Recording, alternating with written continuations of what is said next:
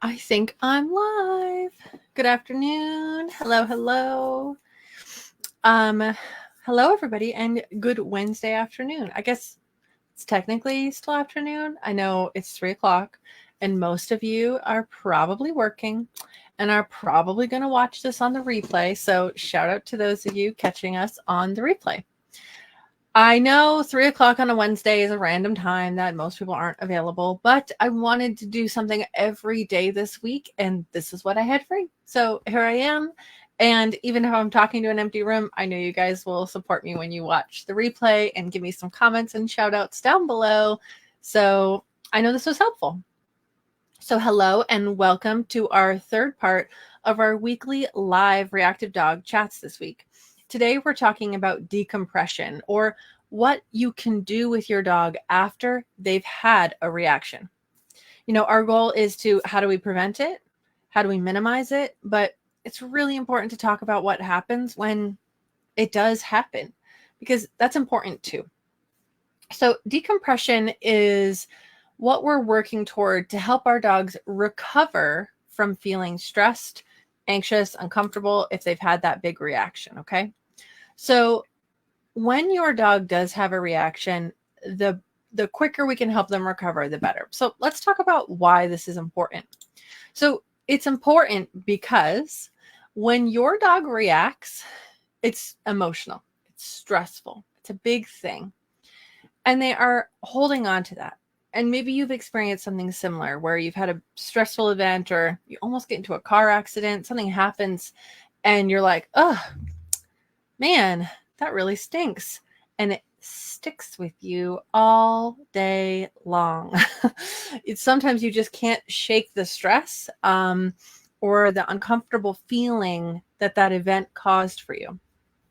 And so decompression works to process through that. But it's important because if you hang on to that stress, a couple of things happen.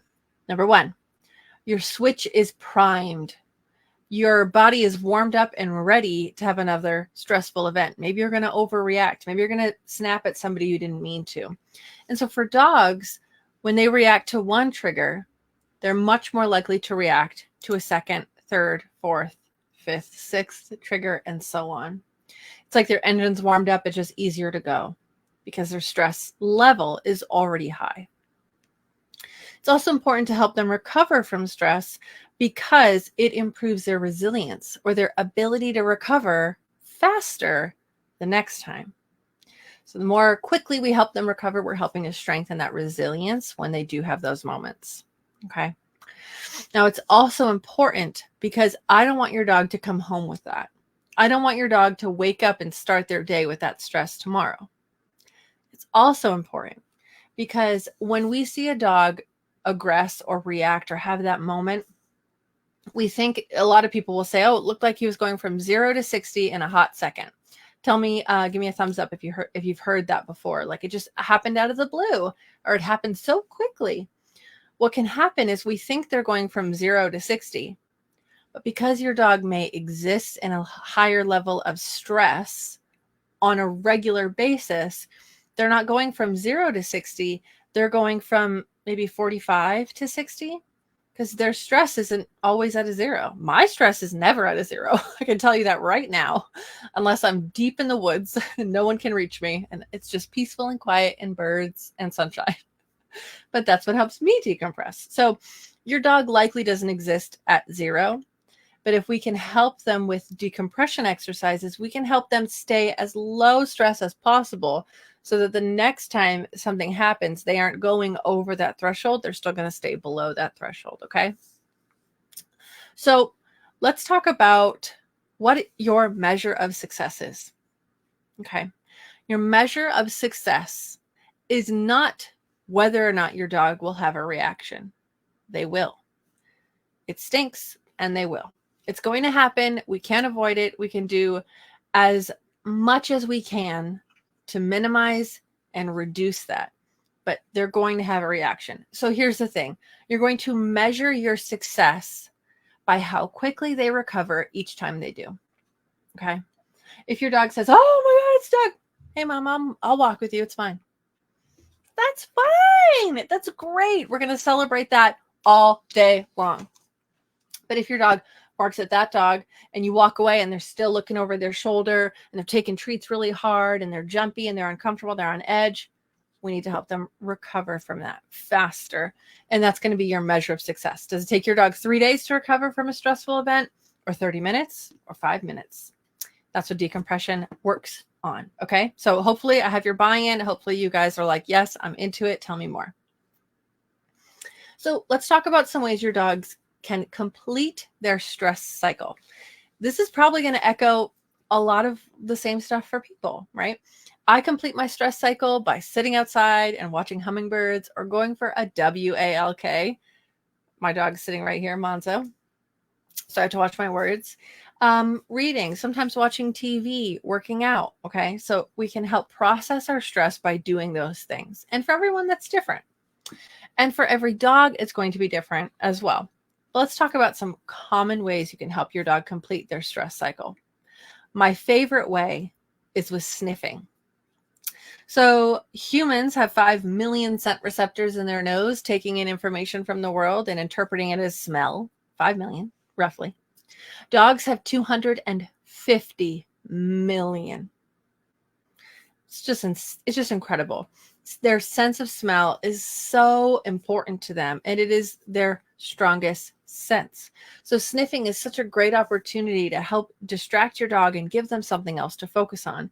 Sniffing also lowers their heart rate and helps them literally take a deep breath and settle in a little bit better. So sniffing games you can do so many different ways. So let me give you a couple examples. My favorite is after a reaction is to cue a dog to go sniff, and you do a scatter feed.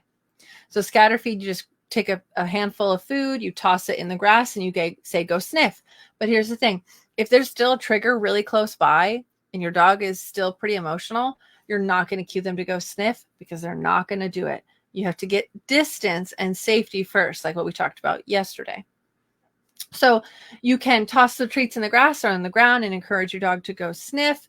But with anything, if you only do it in that moment, it's not really going to work.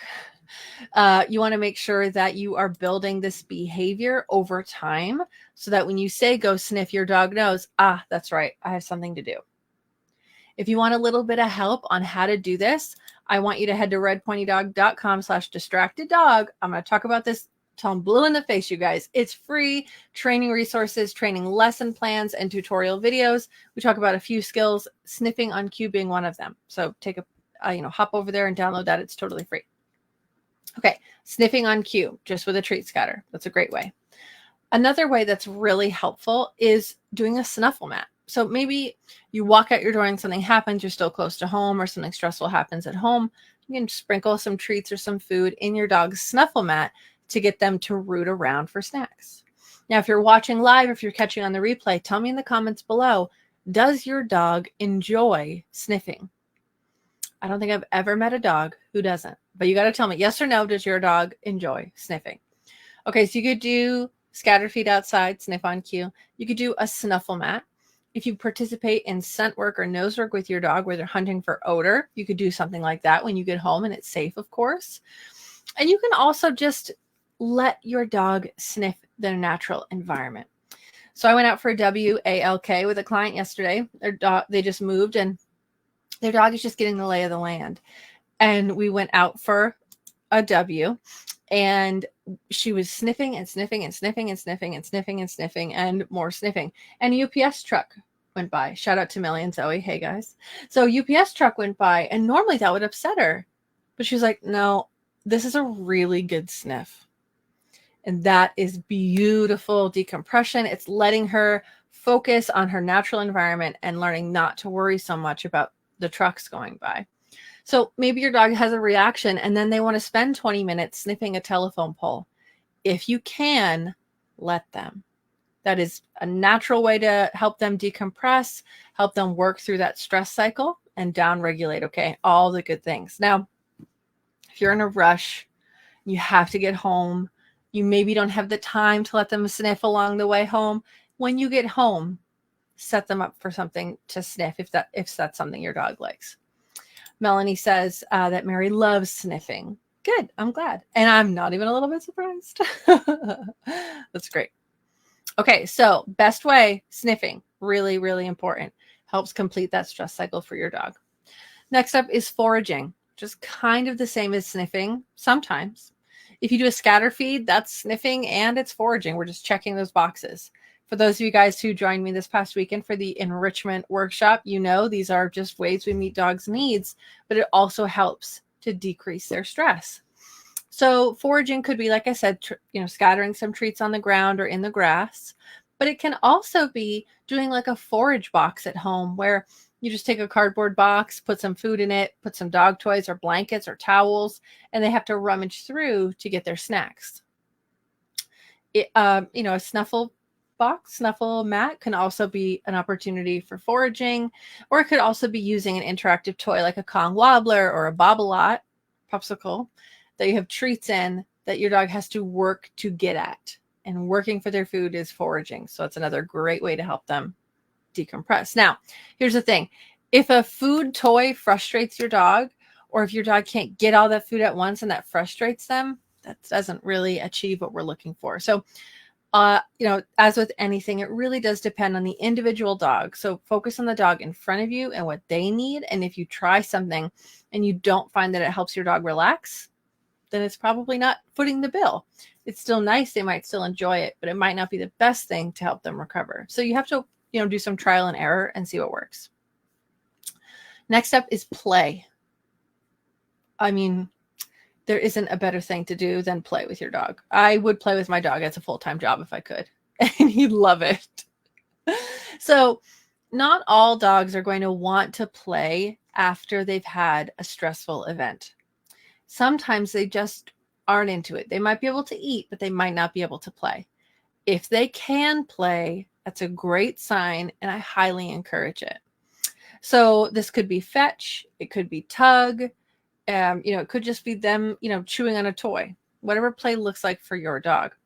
I want you to keep in mind, though, that if your dog, when they're playing, gets overstimulated, this might not be the best way to help them decompress. They may love play, but it may be further working them up instead of helping them settle down. So it really depends on your dog and what works best for them.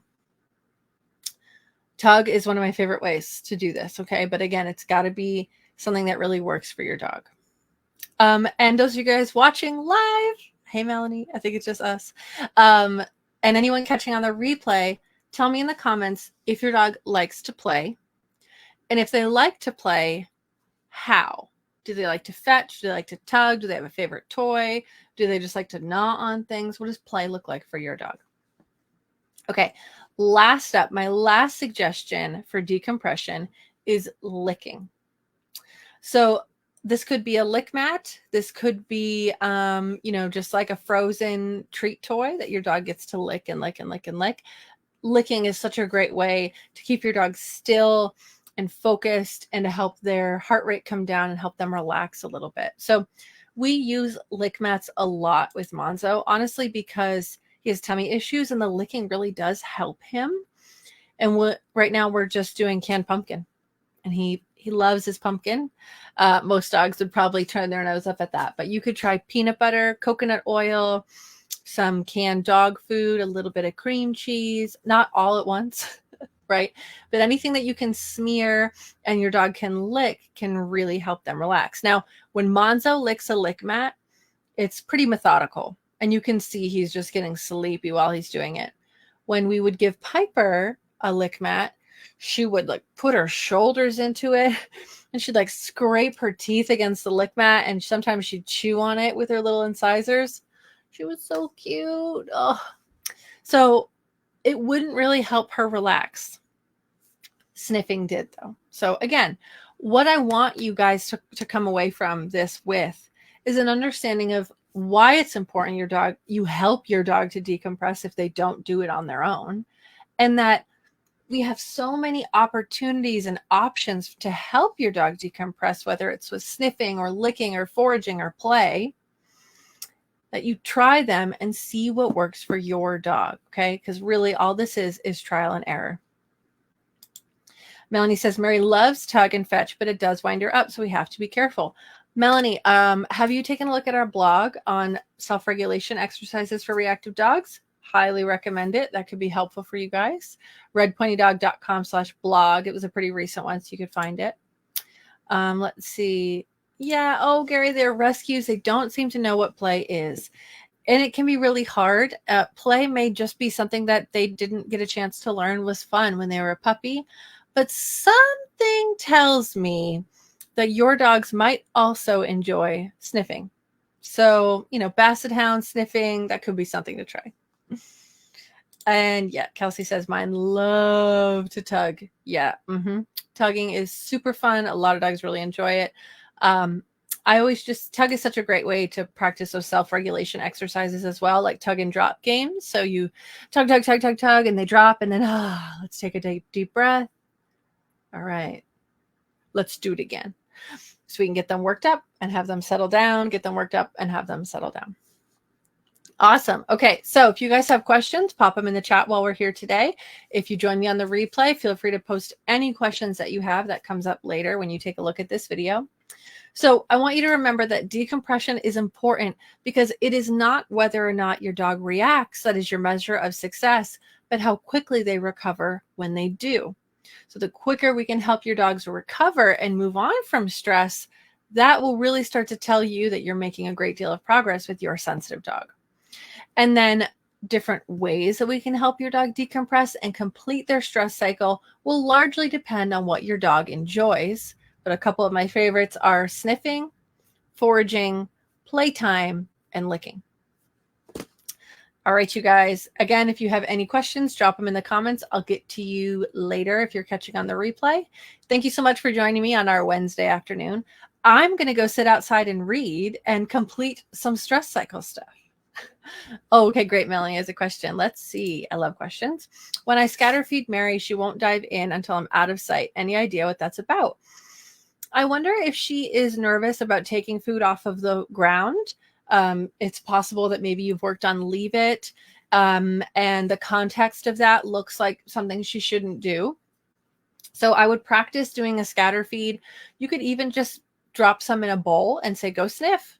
And she's like, Mom, that's weird. This is my food bowl. And then you could put like a face cloth in the food bowl and do the same thing. So she eats the food off a towel. Then you could do a towel on the ground and a towel outside and work her up to that. But it's possible that maybe she's just got impulse control around that area and is feeling like maybe something about the context tells her that's not a good idea for her. So try those things out and let me know how it goes. Okay, awesome, you guys. Thanks so much for joining me. Tell your dogs I said hello. Please make sure you give them a treat from me. And I'll see you guys again tomorrow real quick. So tomorrow I'm on at 6:30. And we'll be talking about food, using food with reactive dogs, and why for some dogs it's not the best idea, and why some dogs won't take food away from home. Okay, we'll see you guys then. Bye for now.